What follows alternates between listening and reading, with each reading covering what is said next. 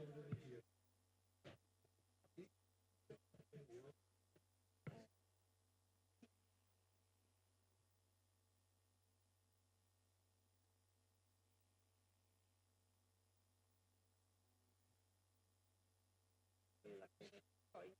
teniamo più o meno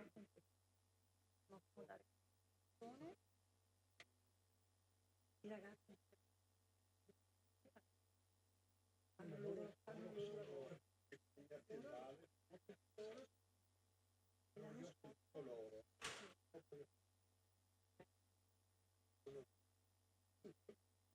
allora io lo dirò.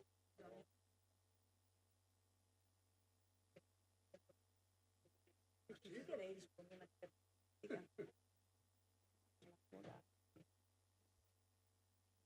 sì, sono venuti anche l'anno scorso. Bene, allora direi che ci possiamo accomodare e lasciamo il tempo.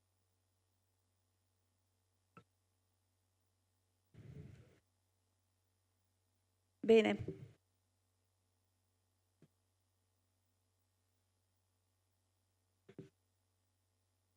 Bene, buonasera a tutti e benvenuti a Casa dei Carraresi per questo appuntamento settimanale con i Giovedì della Cultura.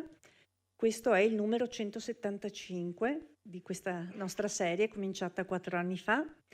E due informazioni di servizio rapide. La prima, per chi fosse venuto oggi per la prima volta, qui abbiamo i programmi degli appuntamenti fino al 29 maggio.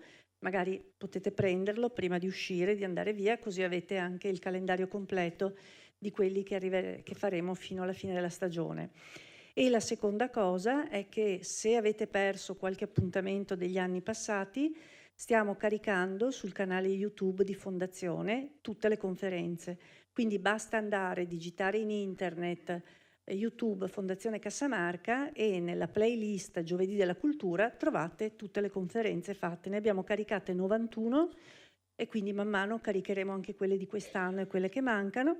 Però se scorrendo trovate qualcosa che vi può interessare, mi rivolgo soprattutto qui agli studenti dei licei, delle scuole che sono qui stasera, se c'è qualcosa che vi può interessare, l'anno scorso la vostra scuola ha avuto un colpo di fortuna perché è venuta una conferenza sulla Costituzione del rettore della LUMS e poi è uscito alla maturità proprio il tema sulla Costituzione. Vi abbiamo pensato, abbiamo detto va, sono stati fortunati.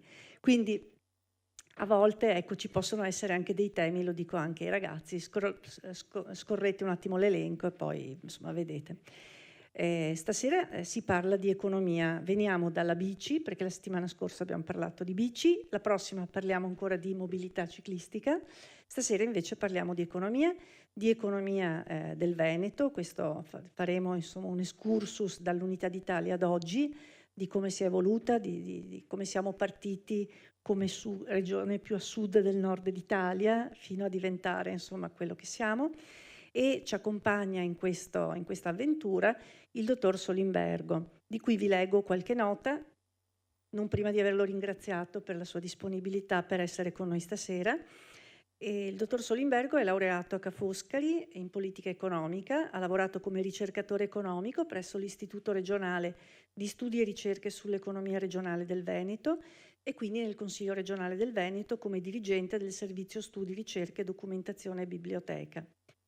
È attivo nell'Associazione Italiana di Scienze Regionali e nell'Associazione Italiana degli Economisti del Lavoro.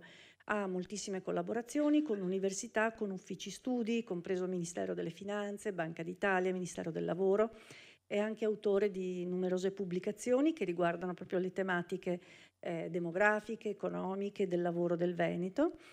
E ha coordinato l'attività dei servizi studi, ricerca e documentazione delle regioni italiane nell'ambito dell'Assemblea dei presidenti dei consigli regionali. Al di là di questi aspetti prettamente economici, se cambiamo un attimo prospettiva, è stato anche vicepresidente del CAI di Treviso, presidente dell'AIOS e anche un diploma in teologia, quindi insomma una prospettiva che vedremo abbastanza diciamo ampia, a 360 gradi si direbbe. Ecco, non mi dilungo oltre e lasciamo spazio al nostro relatore e ovviamente poi alla fine sapete che sia voi ragazzi se avete domande ma anche il pubblico I nostri relatori sono sempre a disposizione anche se ci sono domande alla fine. Ce lo dite perché così vi portiamo un microfono in maniera che questa conferenza, come le altre, viene poi registrata e messa in onda. Se le domande le facciamo sul microfono, poi anche nella registrazione non si sentono solo le risposte ma anche le domande. Grazie ancora e passo la parola a lei, dottor Solimbergo.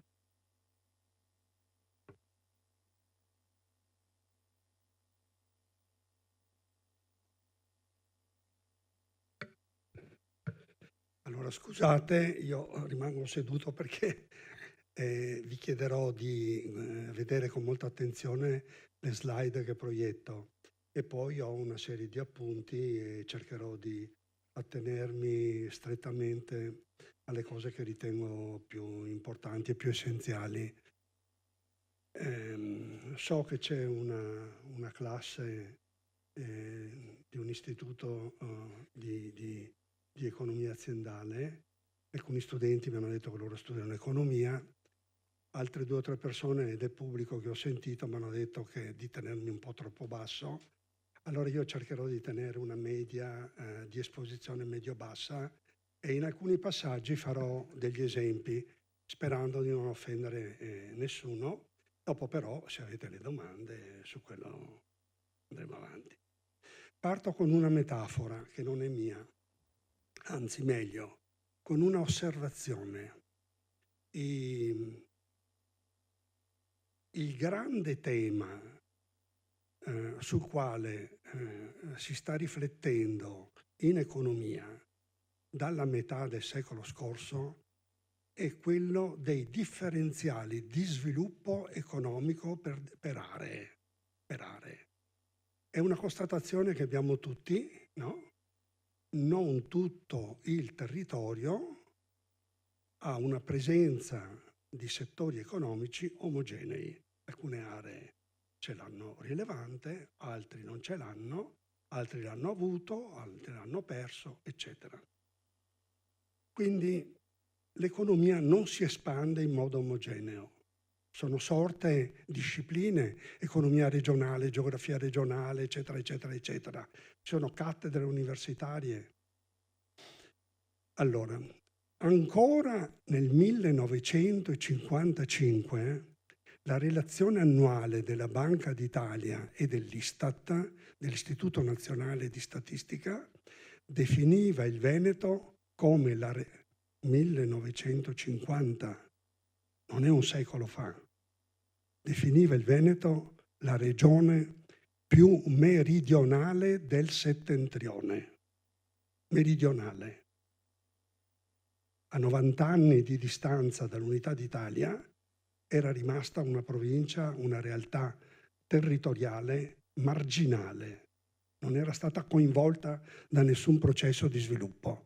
Ecco, io devo tentare per quello che riesco a fare, a dire, cercherò anche di esemplificare, di far capire perché siamo arrivati a questo stadio e poi che cosa ha determinato il take-off, e cioè la partenza, lo sviluppo, che ci ha fatto arrivare, questo è un dato di 20 anni fa però, no? Ci ha fatto arrivare ad avere redditi personali pro capite pari alle regioni più sviluppate del centro Europa, pari ad un reddito pro capite che era pari all'80% del reddito medio di un americano.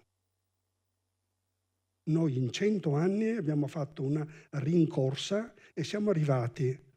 In questi ultimi 20 anni abbiamo un leggero declino. Bisogna spiegare anche questo.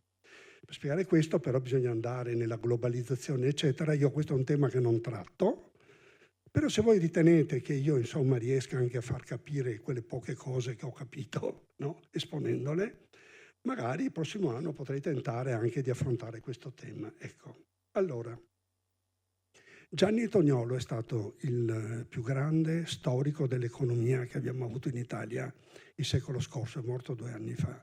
È stato un mio compagno di corso, molto bravo, e difatti aveva la cattedra a Tor Vergata, no? In uno dei suoi ultimi articoli lui scrive: il cavallo dello sviluppo si ferma sempre dove trova la prateria con l'erba verde. Insomma, lo sviluppo avviene lì dove ci sono delle condizioni che lo favoriscono. Non basta mettere su un capannone, dei macchinari, un'organizzazione del lavoro, comprare materie prime, assemblarle, eccetera. No, ci vogliono tante altre condizioni sulle quali poi io mi fermerò. Ecco, se voi vedete la slide, no, che è proiettata, immediatamente vi dice una cosa. Guardate, nella parte inferiore avete l'Italia, con dei trattini neri. Quei trattini neri lì sono in totale 600 chilometri di ferrovia nel 1861 all'unità d'Italia. Guardate oltre le Alpi avete 46.000 chilometri di ferrovia.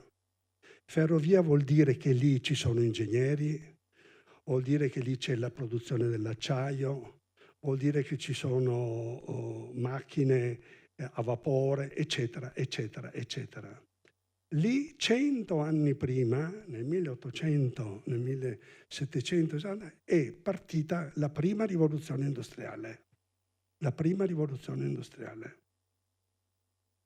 Quando noi entriamo nel 1861, bene, l'Inghilterra è già dentro la seconda rivoluzione industriale e Francia, Germania e Paesi Bassi stanno entrando o sono già entrati, no? E stanno maturando la prima rivoluzione industriale.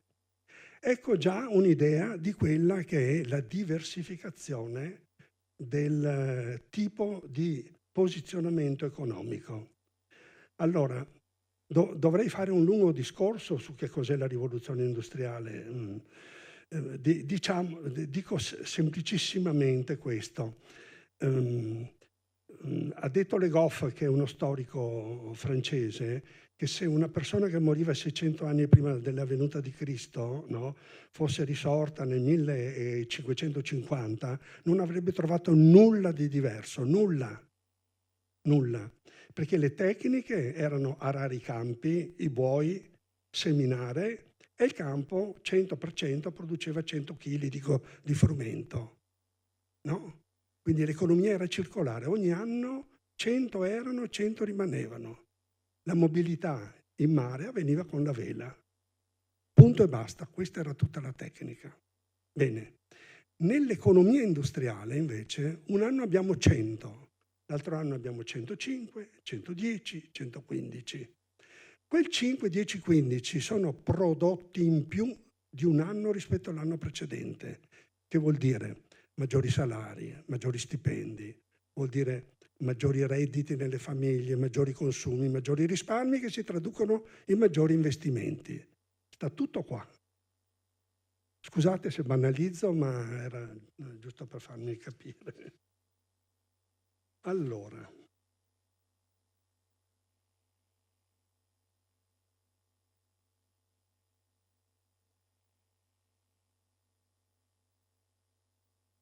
adesso, perché non credo che tutti abbiano la seconda slide.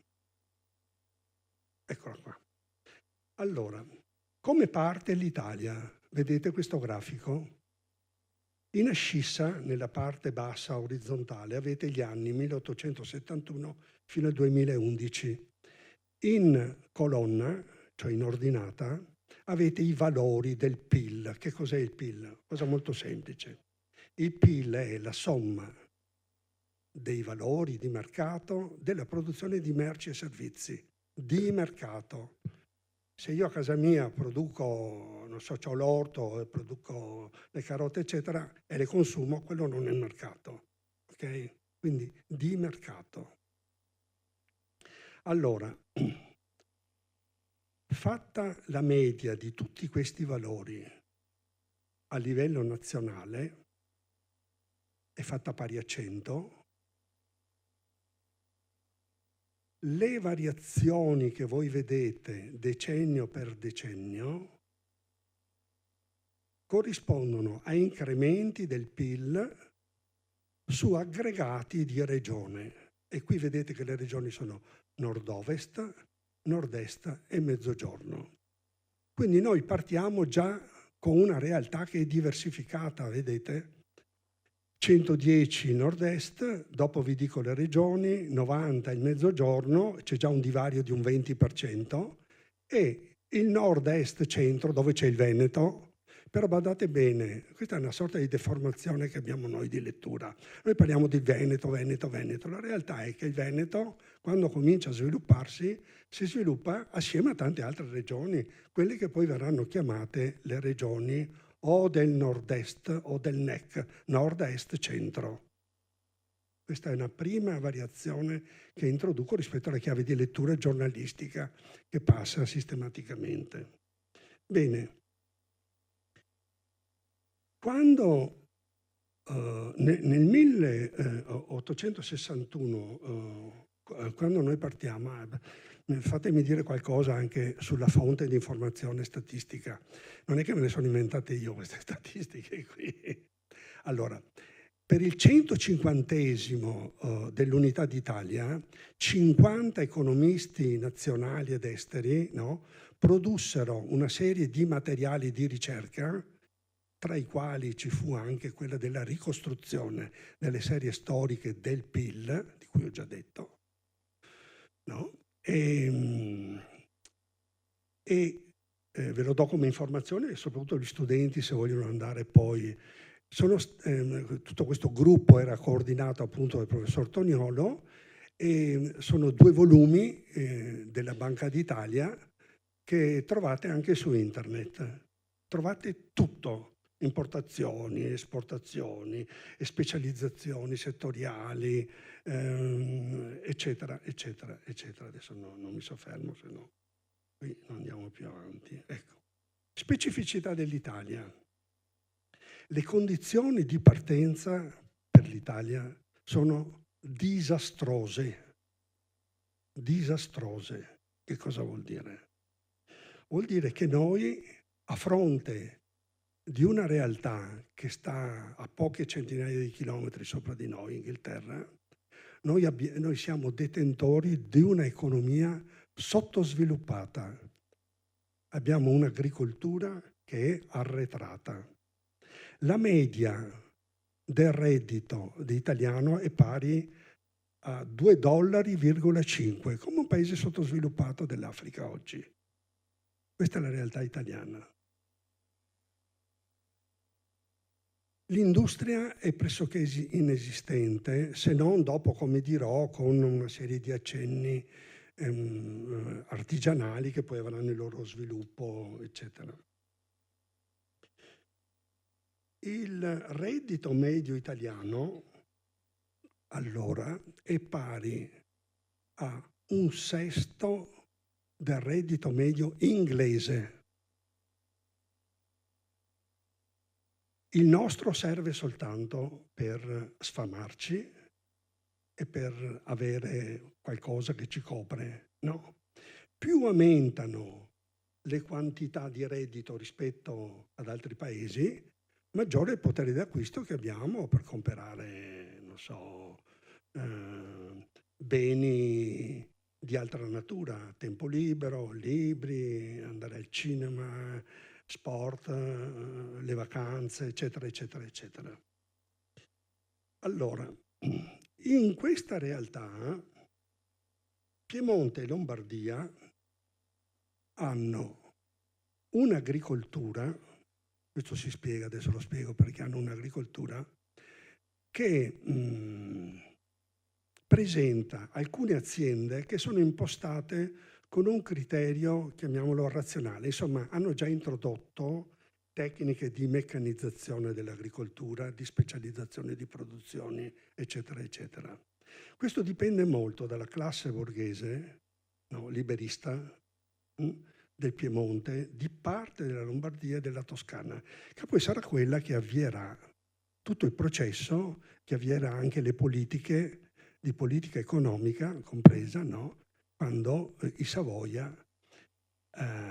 riusciranno a unificare l'Italia, eccetera. Quindi Cavour e compagni, tanto per intenderci, conoscevano il francese, l'inglese, avevano conosciuto Adamo Smith, avevano conosciuto i grandi produttori agricoli della Francia, sapevano cos'era il tableau économique di Quesnay, vediamo cos'altro si può dire.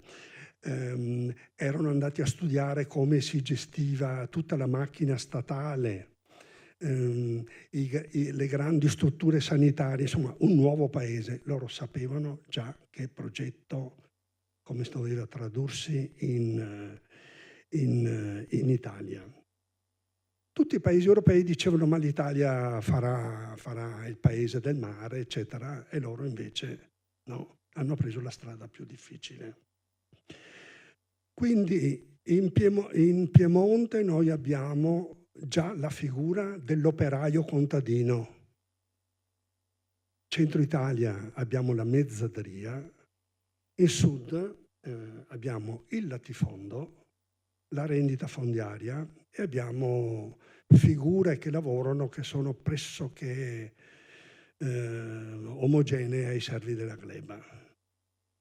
Non ci sarà mai una rivoluzione agraria nel meridione, che invece c'è stata in Inghilterra e che è quella che ha costituito le precondizioni di sviluppo capitalistico che poi sono state investite nell'industria.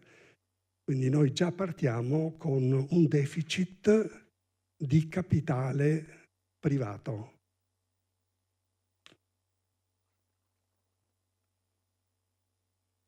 Cosa non indifferente è che abbiamo un territorio che è diviso in 8 staterelli.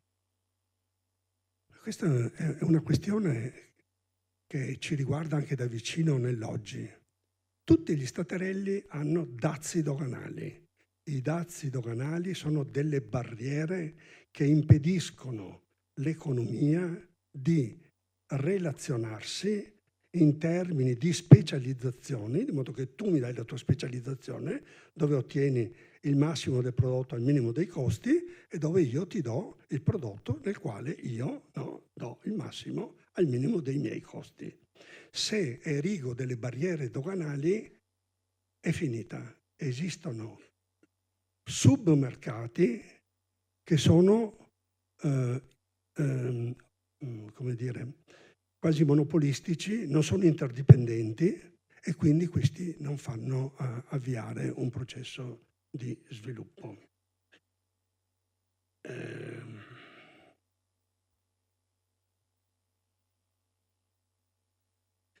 La popolazione al centro-nord è povera per il 37%, al sud il 52%.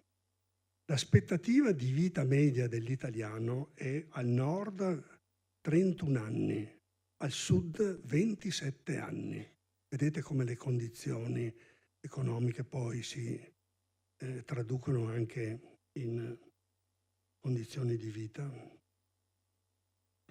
Quindi noi abbiamo già delle situazioni diversificate tra nord e sud e centro, dove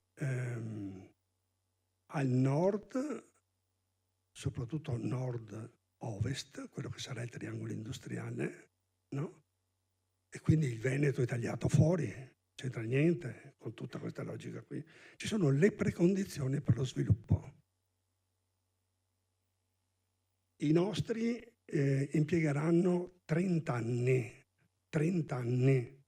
per prendere la situazione che vi ho descritto e portarla alle condizioni di partenza di uno sviluppo. Ci sono voluti 30 anni. In 30 anni si è diminuito molto l'analfabetismo. Pensate che l'analfabetismo nel regno delle due Sicilie, i Borboni e il Pontificio ruotava attorno all'86% analfabeti. Capite che quello che gli economisti oggi chiamano capitale umano, cioè le conoscenze, i saperi, le professioni, no? Se sono basse impediscono poi anche di attivare processi produttivi che invece richiedono conoscenze tecniche. Abbiamo detto l'Inghilterra, gli ingegneri, l'acciaio, eccetera. No? In più, ogni Stato aveva le sue monete, aveva i suoi pesi, aveva le sue misure. Non esisteva una borsa valori, la legislazione civile, ogni Stato aveva la sua. Insomma, cosa pesantissima. L'aggregato di tutti i debiti sovrani di questi staterelli dava una cifra che era enorme. E lo Stato monarchico, Cavour aveva dato delle disposizioni ben precise, erano orientate ad essere credibili nei confronti delle strutture bancarie che avevano finanziato invece diversi stati d'Italia, perché come facevi a rilanciare l'economia nazionale? Avevi bisogno di fare che cosa? Di fare ponti, ferrovie, strade. Non avevamo i capitali, dovevano finanziare le banche estere. Se le banche estere non vedono tornare, come dire, quello che hanno già anticipato 5-10 anni prima, no, tu perdi di credibilità e questo. Allora, vediamo il grafico. Vedete che la parte più alta del grafico riporta il PIL pro capite delle regioni nord-ovest, di quello che sarà il triangolo industriale, quindi Liguria, Piemonte e Lombardia. Queste sono le 3 regioni forti che partono. Poi abbiamo un PIL pro capite nel mezzogiorno, e quindi che è centro-sud, Abruzzo, Molise, Campania, Puglia, Basilicata, Calabria, Sicilia e Sardegna. Non fa nessuna differenza. L'aggregato di tutte queste regioni dà un PIL pro capite che a mano che andiamo avanti nei primi 30 anni, vedete, comincia già a calare. Dico anche perché adesso. Il Veneto, ripeto, questo è importante, il Veneto si colloca dove c'è quella linea media rossa, no? E vedete che fino quasi alla fine della seconda guerra mondiale quella linea rimane stabile, orizzontale, non cresce e non diminuisce. Il Veneto, oltretutto, nel 1866 prende una prima mazzata con la terza guerra di indipendenza. Perché? La terza guerra di indipendenza è persa dagli austriaci, il Veneto era il granaio dell'Austria, gli austriaci si ritirano e delle campagne venete se ne lavano le mani. Non solo per quanto riguarda il granaio, ma anche per quanto riguarda anche tutte le altre linee commerciali che si scambiavano.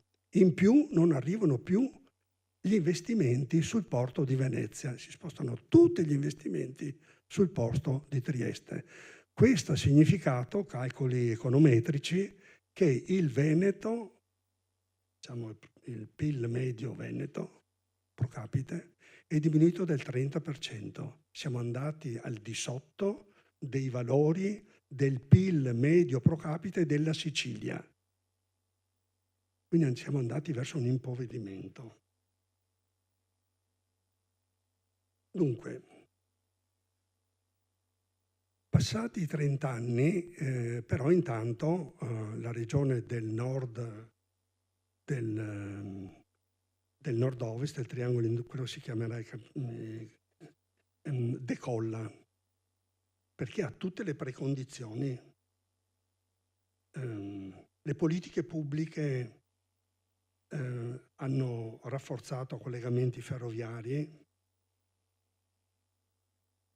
hanno fatto opere idriche, opere di bonifica e l'istruzione, che è una cosa importantissima nello sviluppo economico, quello che adesso si chiama capitale umano, no?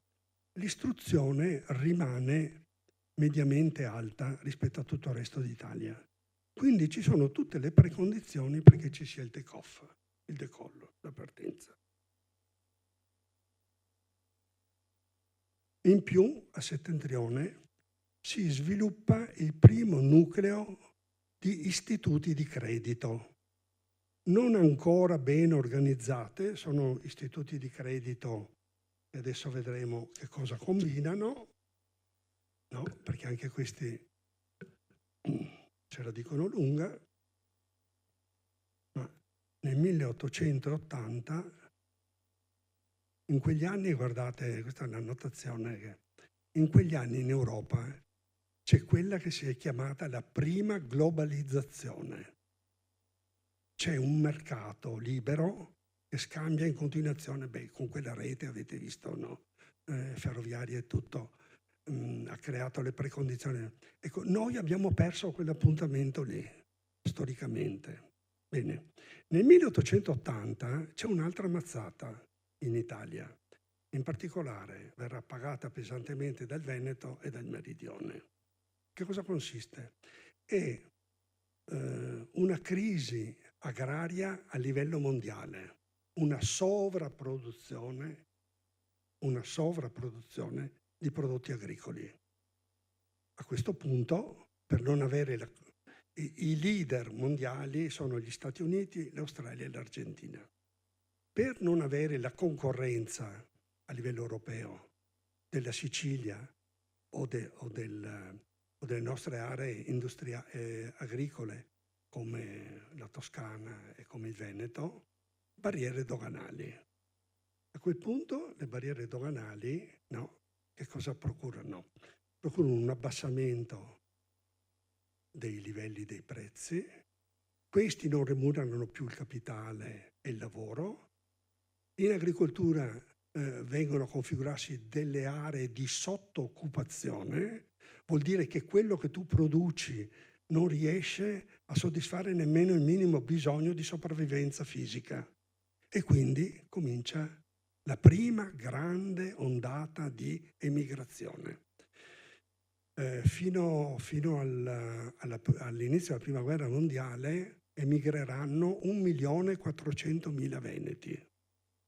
1.400.000 veneti.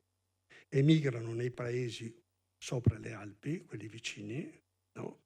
Quindi Austria, le miniere della Germania, del Belgio, eccetera, eccetera, eccetera. No?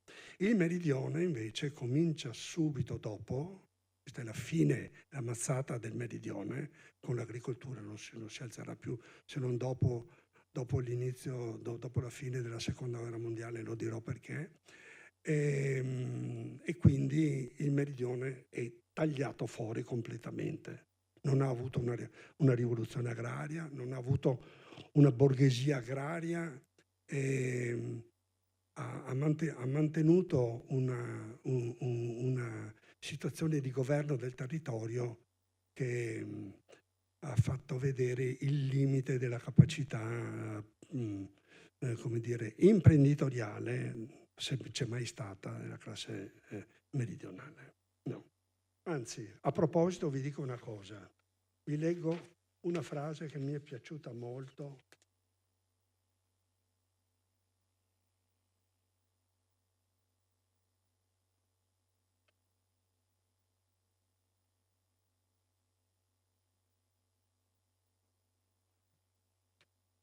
Dice un funzionario, dice, nel commercio dei prodotti ortofrutticoli il riferimento era un comune della Calabria. No? Nel commercio dei prodotti ortofrutticoli la Camorra percepisce il diritto di caricazione, il diritto nel trasporto, il diritto di scaricazione, il diritto di vendita al minuto. Alla fine coltivatore e venditore non guadagnavano nulla.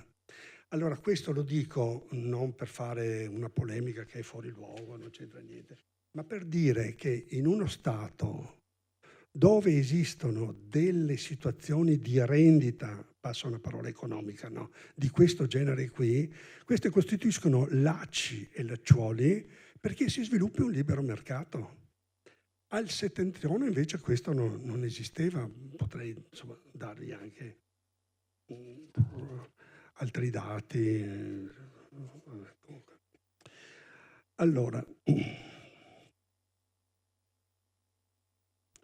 quindi il Veneto si trova di fronte a queste misure protezionistiche con dazi doganali che spingono l'economia agraria verso situazioni che sono molto problematiche.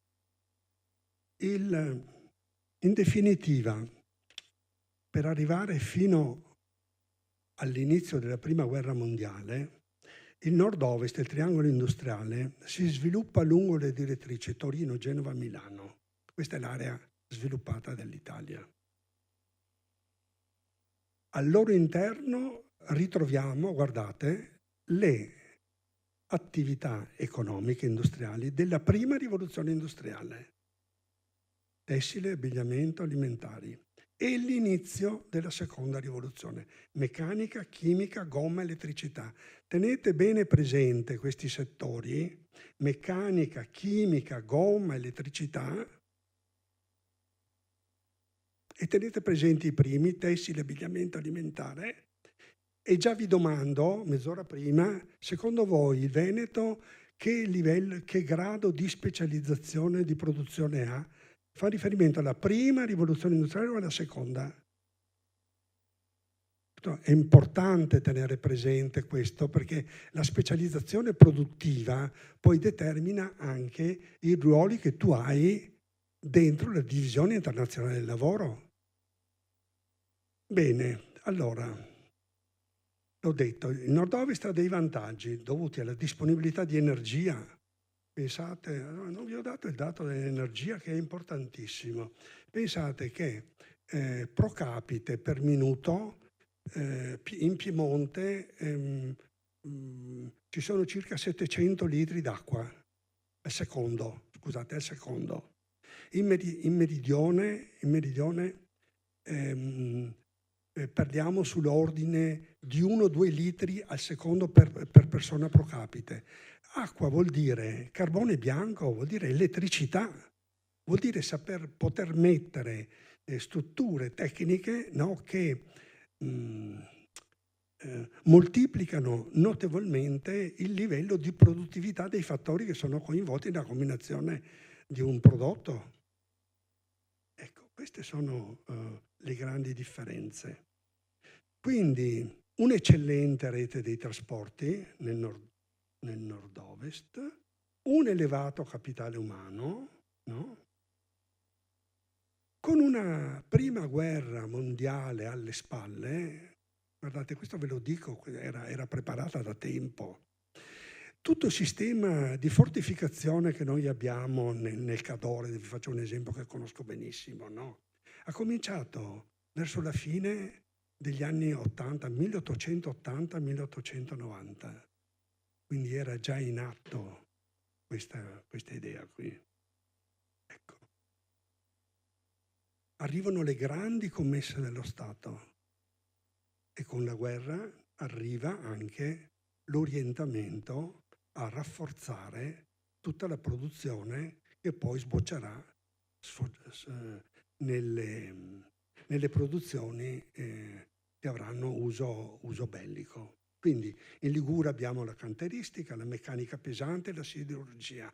Qualcuno sa dirmi qualcosa del genere nel Veneto adesso?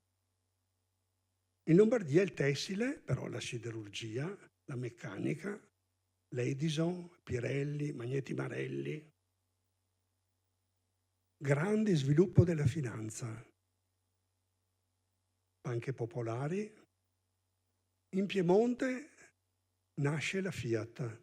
Io ho avuto un figlio, ingegnere gestionale, mi spiegava cos'è la più piccola macchina che ha prodotto la Fiat.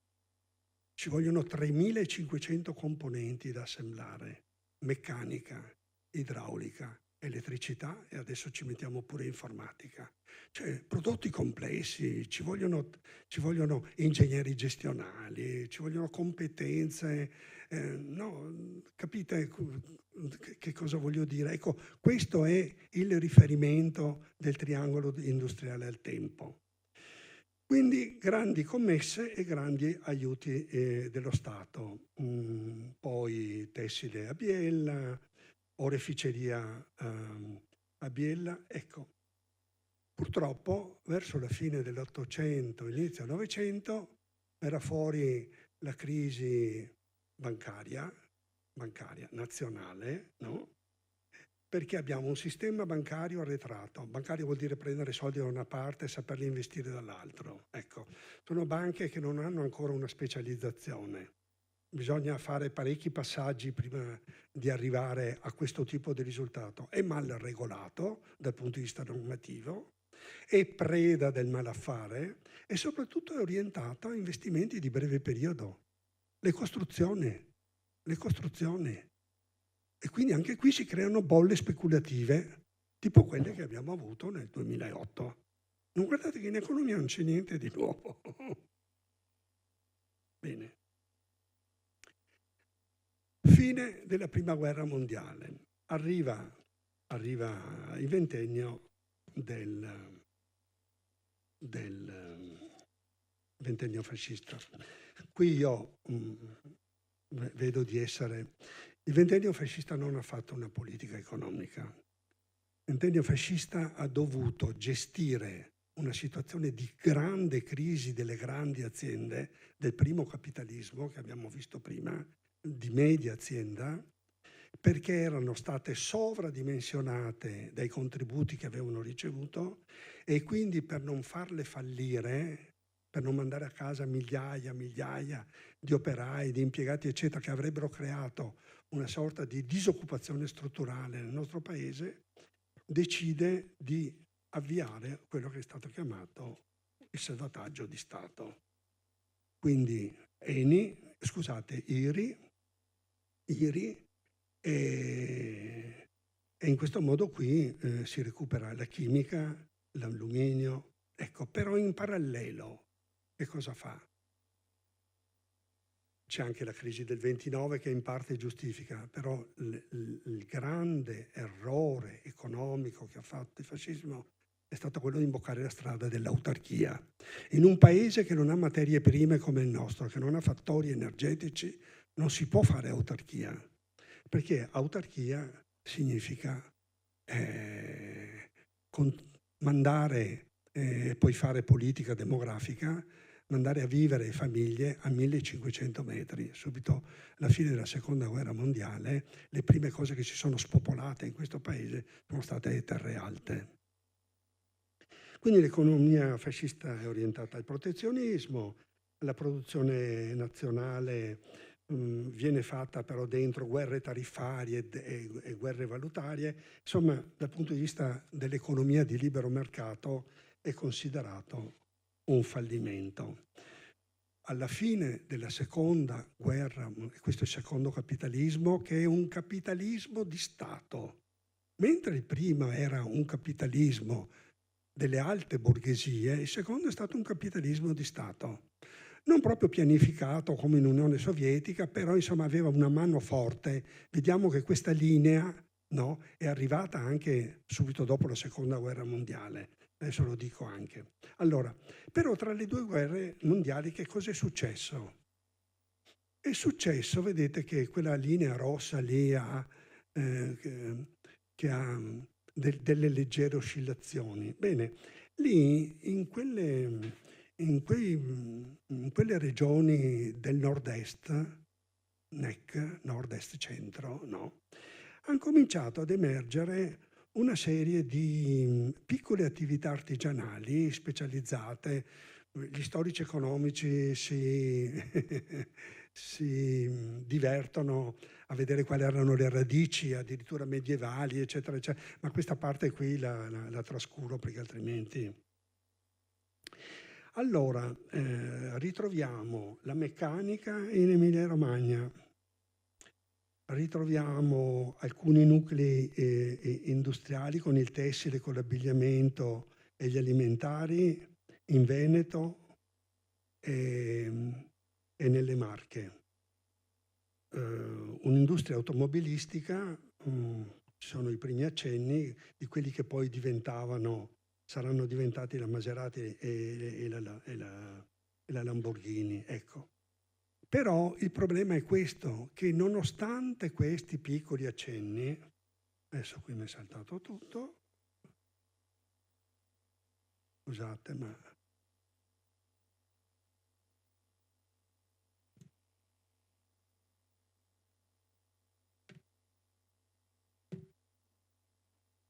non viene più fuori niente. Cosa ho combinato io?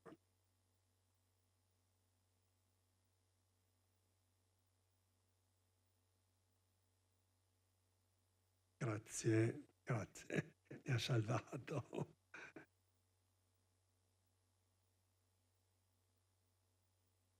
È tutta la programmazione regionale che salto. Eccola qua.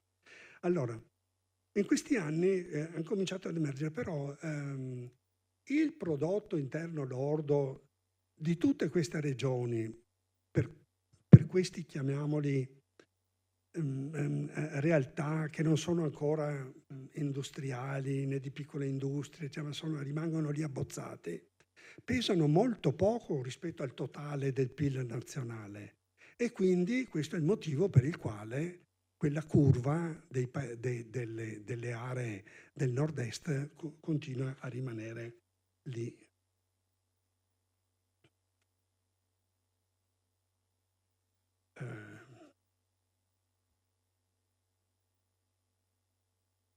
Abbiamo detto che usciamo dalla seconda guerra mondiale con un secondo capitalismo misto di Stato, di grande industria. Alla fine della seconda guerra mondiale, ecco, vedete, abbiamo raggiunto il massimo dell'incompetenza economica, perché l'Italia è spaccata in tre e guardate, la curva nera superiore e la curva nera inferiore ha il massimo di distanza, quindi il massimo della distanza tra lo sviluppo economico del settentrione e del meridione è stato raggiunto nel ventennio fascista. Ecco. Questo è il risultato del protezionismo, dell'autarchia, del nazionalismo, delle tariffe, eccetera. Succede questo quando si va contro le libere forze del mercato, no? Quindi, ecco. Fine della seconda guerra mondiale arriva il piano Marshall. Il piano Marshall è un piano molto serio e negoziato.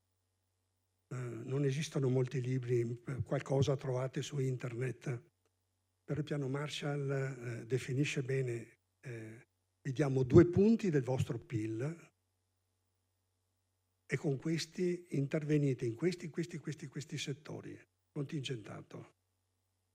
Il risultato qual è? Il risultato è che partono le prime grandi aziende italiane e quindi l'acciaio, la telefonia, l'autostrada, l'energia, la televisione, la chimica, la cantieristica, cioè partono quelli che saranno i settori strategici dello sviluppo di un'economia che era disastrata, perché usciamo dal ventennio fascista avendo un PIL pro capite che è quello di 40 anni prima.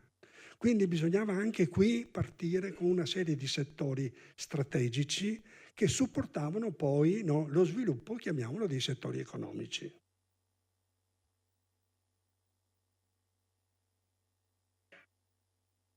Questo all'interno. Sull'esterno c'è un'altra grandissima novità, che è la novità che ci ha consentito a noi tutti di vivere per 50-60 anni, no? Il benessere e la pace, e cioè il trattato di Bretton Woods. Il trattato di Bretton Woods, no, pose 2 condizioni all'economia internazionale. Primo, il dollaro era la moneta di riferimento di tutte le altre monete d'Occidente. Vuol dire che i rapporti tra scambi oscillavano al massimo dell'1%. Secondo, la convertibilità aurea del dollaro. Questo ha creato delle precondizioni di stabilità notevole. In queste condizioni, allora, cosa succede? Succede quello che era successo in Inghilterra e in Italia. Faccio vedere. Il triangolo industriale che aveva avuto anche qui con la seconda guerra mondiale una sorta di sovrapproduzione, no? Comincia a declinare. Perché? Perché le prime politiche si rivolgono verso il sud. Difatti vedete che dal 1951 per circa 15 anni, no, le politiche di intervento del sud riescono a recuperare il PIL pro capite del sud. Però questo è necessario, ma non è sufficiente. Non è sufficiente. Intanto però emerge anche che le regioni, quelle del nord-est, sono in gran parte regioni, non chiamiamole sottosviluppate, insomma, comunque usiamo un aggettivo di questo genere. Quindi Veneto, cominciano ad arrivare in Veneto, le Marche, in Emilia-Romagna, no? Una serie di interventi statali. Questi configurano le prime condizioni attraverso le quali scattano dei meccanismi. Allora, dall'agricoltura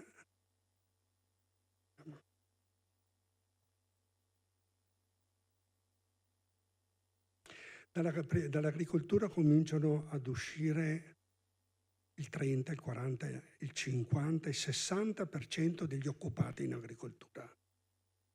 E con un 25% di occupati rimasti si riesce a produrre 8 volte quello che l'agricoltura produceva 5-10 anni prima. Meccanizzazione in agricoltura, specializzazione alle sementi, nuovi modelli organizzativi della produzione agricola, eccetera, eccetera. Questo significa che il settore industriale si è trovato a disposizione parecchia forza di lavoro e ha potuto occupare con remunerazioni particolarmente basse, in un mercato del lavoro, no? Ampio, con remunerazioni mediamente basse. In più, il take-off, cioè lo sviluppo cosiddetto industriale, parte con unità di piccola produzione, di piccola dimensione. Costa poco partire con lo sviluppo, perché basta comprare i macchinari che sono già sul mercato. Non devi sopportare il costo dei macchinari, delle ricerche che sono incorporate in quei macchinari lì. Mi diceva un industriale delle occhialerie del Cadore che una ventina d'anni fa sono andati ad una fiera in Cina, hanno portato 2 dei loro macchinari, l'anno successivo se ne sono trovati 100 copie replicati, uguali, a costo zero. Ecco, partire non costa niente. Il costo notevole ce l'hai dopo, quando hai conquistato il mercato e devi tenere le tue quote di mercato concorrenziali con innovazione di processo e innovazione di prodotto. Quindi tutto lo sviluppo si mantiene su queste 2 leve, innovazione di processo e innovazione di prodotto. No, nessuno è andato sull'Everest con le scarpe della Nordica, che la Nordica faceva 100 anni fa. No? Con quelli lì non si andava sull'Everest. Ecco. Allora, quali sono i settori sui quali si trova specializzato il nord-est? Vediamo. Vi accenno solo a un problema. Quando comincia a esserci l'espansione, chiamiamola, dello sviluppo industriale nel Veneto, la gran parte degli economisti interpreta questo sviluppo come una sorta di espansione delle industrie della Lombardia. Insomma, l'economia si espande in Lombardia, conviene decentrare una serie di produzioni. No, il Veneto è lì vicino e quindi si fa questa operazione. l'interpretazione più sbagliata che sia stata data dagli economisti, ma tutti sapete hanno fatto questo errore qua. Perché? Perché arriva nel 1972, non so quanti di voi se lo ricordano, arriva la stagflation, cioè l'inflazione con stagnazione, no? E si vede che cosa? Che le grandi industrie vanno in crisi, perché le grandi industrie hanno bisogno appunto di petrolio. C'era formato il cartello dell'OPEC, no? E per mandare avanti le grandi industrie bisognava acquistare il petrolio ad un prezzo che era pari a 3, 4, 5 volte a quello di un anno precedente, e quindi le grandi industrie si erano trovate tagliate. No. La piccola impresa invece veneta, chiamata anche capitalismo familiare, non mi fermo su queste cose qui comunque, no. Regge per una serie, come dire, di presenze e di competenze interne di natura familiare. Molti dicono che addirittura il modello organizzativo, la capacità di organizzare, provenga dal fatto che nel Veneto sia stata molto presente la mezzadria, e quindi la famiglia contadina ha saputo sempre combinare tutti i fattori, che poi li ha trasferiti, questa capacità di combinare i fattori, l'ha trasferita nella piccola impresa. Vabbè. Allora, però viene avanti intanto un altro personaggio che è molto famoso, si chiama Bagnasco, dice: ma non vi siete accorti che non è il Veneto che cresce tutta l'area del nord-est, nord, centro, e soprattutto non crescono le imprese. Anche noi adesso continuiamo a leggere i giornali, sentiamo la radio, no? L'industria, le imprese, gli occupati, sono chiavi di lettura sbagliate. Crescono i distretti industriali. Distretti industriali, cosa sono i distretti industriali? I distretti industriali sono dei sistemi territoriali di piccola e media impresa fortemente interrelati tra di loro e specializzati, che cominciano a produrre un orientamento verso l'export. Questa è la definizione, chiamiamola minimale, no? Ecco. Allora, adesso vi faccio vedere, e dopo riprendiamo i distretti. Eccolo qua. Adesso vi faccio vedere il Veneto, eccolo qua, perché siamo venuti a sentire il Veneto. Occupazione Veneto. 1901 Veneto, centro-sud, nord-ovest. 1951. Io non mi diverto con i numeri assoluti, perché se si guardano le composizioni percentuali dicono molto, molto di più. Eccolo qua. Il Veneto in agricoltura al 1901 su 100 persone occupate ne aveva 62 in agricoltura. 50 anni dopo ne aveva 43 su 100. Guardate il nord-ovest, ne aveva 53, quasi 54, si è abbassato a 16, e nel 51 il nord-ovest aveva nel terziario 28 e nell'industria ne aveva 48. L'agricoltura era più che dimezzata. Vedete, allora i tre modelli sono questi. Si parte con un'agricoltura che ha il 60-70% degli occupati. Poi si passa a un modello di sviluppo che ha maggiore produttività, produce più PIL, dove la maggioranza degli occupati sta nell'industria. Il terzo modello di sviluppo, e in agricoltura è diminuito, il terzo modello di sviluppo abbiamo, è quello che stiamo vivendo adesso, no? Il terziario dei servizi alle imprese, informatica, eccetera, eccetera, c'è tutto qui dentro, no? Ecco, che prevale sull'industria e sul primario. Questi sono i tre modelli di sviluppo. Ecco, l'agricoltura dal 901 al 91, questi trend qua, vedete il nord-ovest quanto cala. Noi come Veneto siamo insomma più vicini al centro-sud che no. Per l'industria cresciamo, ma restiamo soltanto neanche 8 punti percentuali in più rispetto al centro-sud, quando il nord-ovest è già il 48%. Il terziario siamo a metà, siamo un po' più bassi del centro-sud. Vediamo. Allora, questo è importante da vedere. 1901-1977, 25 anni, subito dopo la Seconda Guerra Mondiale. Guardate, dal 1901 al 1951 abbiamo avuto una crescita di 400.000 posti di lavoro. In 25 anni, 51-77, abbiamo avuto una crescita di 70.000, in 25 anni 70.000.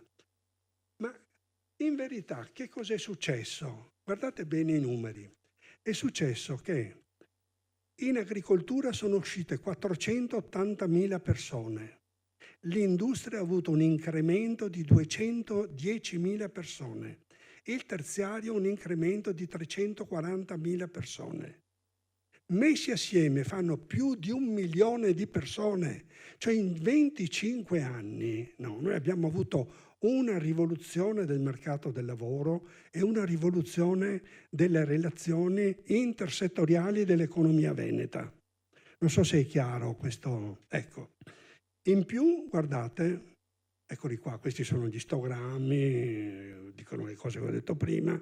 Ecco, le province, tutte le province calano in fatto di agricoltura, tutte le province crescono in fatto di industria, però guardate, Belluno e Rovigo rimangono emarginate. La stessa cosa vale per il terziario, pochissima cosa Rovigo, e invece tutte le altre province crescono. Bene, a me piace molto questo grafico perché, guardate, è molto semplice. In ascissa, in orizzontale, in basso, avete la crescita percentuale dell'industria e in verticale la crescita del terziario. Bene, guardate Treviso là in alto è la provincia che in assoluto cresce contemporaneamente di più sia in industria che nel terziario. Verona e Vicenza crescono in industria, però non crescono in terziario, sono solo attraverso un dato che è pari alla media veneta. Padova invece no, sappiamo tutti che è il polo terziario del Veneto e difatti eccolo lì. No. Ecco. Venezia declina, a me dispiace per il signore veneziano della volta scorsa, ma purtroppo il trend economico è questo, no? Diminuisce sia industria, qui c'è la grande crisi di Marghera qua sotto, no? E del terziario, e Belluno e Rovigo sono sostanzialmente emarginate. Ecco. Adesso, ma che cosa produciamo noi? Perché se vi ricordate bene, in quel grafico abbiamo visto che il trend delle regioni del nord-est tende a crescere, ad avvicinarsi alla curva del nord-ovest, del triangolo industriale. Quindi ci siamo quasi avvicinati, quindi l'Italia non è più spezzata in 3 parti, ma in 2. Bene, guardate, qua ci tengo a dirle. In che cosa siamo specializzati noi veneti? Calzature in Riviera del Brenta, tutti in distretti industriali, tutti distretti industriali. Calzature in Riviera del Brenta, Concia e Pelli ad Arzignano, Meccanica Alto Vicentino, Mobili a Livenza, Occhialerie nel Bellunese, Orafi nel Vicentino, Calzature tecniche sportive Ausolo Montebelluna, Ceramica artistica Nove Bassano, Elettrodomestici Conegliano Trevignano, Condizionamento e refrigerazione nel Padovano, Giostre nel Polesine, Ittico nel Poesine e Basso Veneziano, Mobile classico nel Basso Veronese, Marmo e pietra nel Veronese, Prosecco Conegliano Valdobbiadene, Vetro artistico Murano e parte del Veneziano, Vino Valpolicella e Soave. Questi sono i 17 distretti industriali che sono i punti di forza dell'economia regionale. Ma guardate, vi faccio solo un esempio che ho studiato e ho conosciuto bene. Il distretto delle occhialerie del Bellunese, che adesso è saltato, no? Vi dirò perché, così vi accenno anche a un altro problema. Coinvolgeva qualcosa, il centro lo chiamavano la Milano, il Bellunese, era Domegge di Cadore, no? Arrivavano la mattina 30 corriere, portavano lavoratori da tutto il Bellunese e anche del Friuli Venezia Giulia. No. Il distretto industriale aveva un insediamento che coinvolgeva qualcosa come 10 comuni. Andava da Pieve di Cadore e andava a finire il Comelico. Cioè, per sprawl, per ripetizione, a seconda che si arrivava a produzioni di specializzazione, no? Attraverso quello che stavolta non si chiama più capitale umano, ma capitale sociale, no? Il rapporto che io ho col sistema delle banche, con il parroco che garantisce la credibilità, l'affidabilità del nuovo socio, eccetera, no? Ecco, si forma la nuova piccola impresa che si fa carico di un certo in outsourcing, no? Di un certo tipo di produzione o di una parte di produzione. Ecco. Tutto il distretto industriale però si regge nello sviluppo, non quando nasce, nello sviluppo, si regge su un concetto che è fondamentale e si chiama impresa leader. Il distretto industriale delle occhialerie del Bellunese salta perché a un certo punto il grande proprietario della Lusottica decide di trasferire tutta la produzione nell'Agordino. Questo vuol dire che l'impresa leader fa il mercato, la differenziazione dei prodotti, lo studio dei progetti, la diversificazione, insomma, tutto quello che è know-how, tutto quello che è ricerca, sviluppo, eccetera, eccetera, viene via. E quindi anche tutto il resto della catena che dipendeva dall'impresa leader, piano piano comincia a decadere. La gente non se ne accorge all'inizio, passano 1 anno, 2 anni, 5 anni, 10 anni e poi si trovano con occupazione e rimangono in piedi 2 o 3 imprese specializzate. Basta, una perdita di 8.000 posti di lavoro. Ecco. Allora, dicendo questo, vi dirò una cosa che mi ha detto una volta Del Vecchio, il proprietario della Lusottica. Mi ha detto 25 anni fa, non è più tempo della piccola impresa. Perché? Perché si poteva fare piccola impresa, faccio l'esempio dell'occhialeria o di altre aziende, tra le altre cose badate che noi non solo produciamo queste merci, ma produciamo anche come dire, la meccanica che serve dentro questi settori qua, anche la meccanica. Ecco. Dice non è più tempo della piccola impresa, perché il prodotto che noi facciamo non contiene più labor intensive, il 60% di lavoro manuale. E qui in Cadore, no, ormai sono diventati tutti vecchi, i giovani hanno studiato, se ne vanno. Io la nuova fabbrica la devo concepire con alti tassi di specializzazione e devo introdurre meccanismi informatici, eccetera, eccetera, eccetera, no? Che qui non trovo, perché non trovo il capitale umano, cioè il fattore lavoro, che è in grado di darmi questo tipo di contributo, questo tipo di valore aggiunto. Ecco che allora comincia. Ecco. Tutta la fase del ristagno dell'economia, diciamo,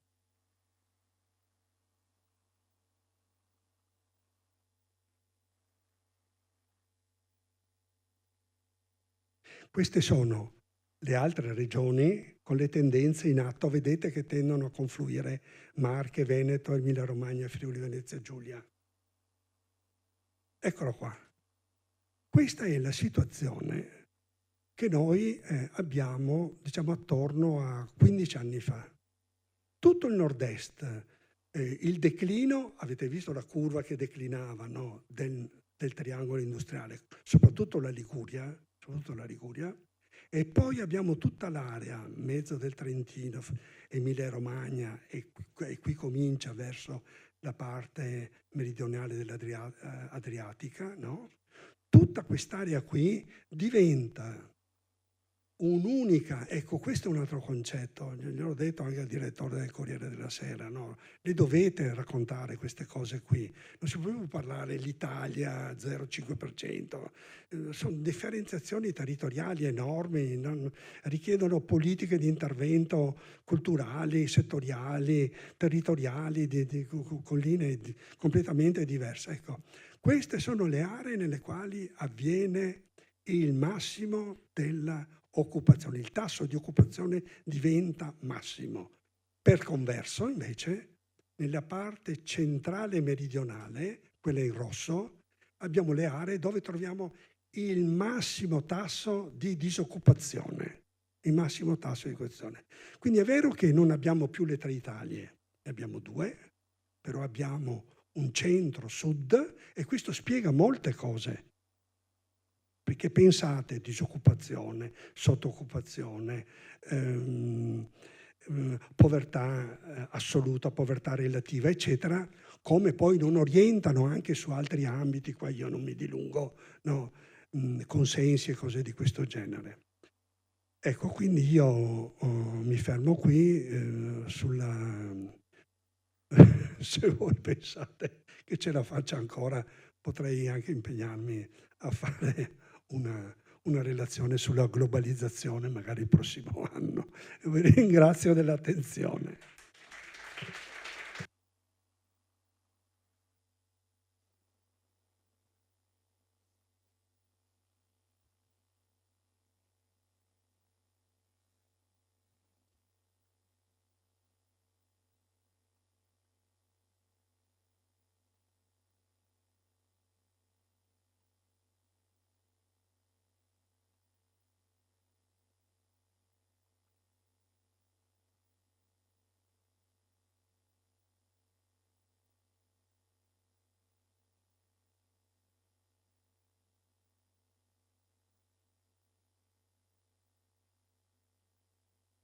Bene, allora c'era qualcuno che aveva qualche domanda da fare?